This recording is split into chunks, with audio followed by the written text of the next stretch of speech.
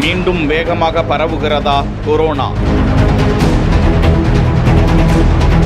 நாடு முழுவதும் 5755 பேருக்கு கொரோனா தொற்று ஏற்பட்டிருப்பதாக அதிர்ச்சி தகவல் வெளியிடப்பட்டுக் கொண்டிருக்கிறது. கேரளா, மேற்கு வங்கம், டெல்லியில் அதிக பாதிப்பு இருப்பதாகவும் தகவல்களை வெளியிட்டு வருகிறார்கள். மகாராஷ்டிரா, கேரளா உள்ளிட்ட பல மாநிலங்களிலும் புதிய கொரோனா வகை தொற்று பரவ தொடங்கி இருப்பதாகவும் தினமும் நோயாளிகளின் எண்ணிக்கை அதிகரித்து வருவதாகவும் தகவல்கள் கிடைக்கின்றன. இந்த புதிய வகை தொற்று குறித்து ஆய்வு நடந்து வருவதாகவும் இது குறித்து மருத்துவர்கள் வெளியிடும் தகவலில் ஒமிக்ரான் என்கிற கொரோனா வகை சாதாரண தொற்றுதான் பரவி கொண்டிருக்கிறது என்றும், முக்கியமாக இதயம், நுரையீரல், சர்க்கரை வியாதி, அறுவை சிகிச்சை முடித்துக் கொண்டவர்கள் உள்ளிட்ட நோயாளிகள் மிகவும் கவனமாக இருக்க வேண்டும், முகக்கவசம் அணிந்து கொள்ளுதல், கை கழுவுதல் உள்ளிட்ட பழைய நடைமுறைகளை பின்பற்றியே ஆக வேண்டும் என்றும், மக்கள் அதிகம் கூடும் இடங்களுக்கு செல்வோர் மாஸ்க் அணிந்து கொள்வது அவசியம், இந்த நோய் தொற்று உள்ளவர்களுக்கு வயிற்று உபாதைகள் ஏற்படும் என்றும், 2 நாட்களுக்கு எழுந்திருக்க முடியாத அளவிற்கு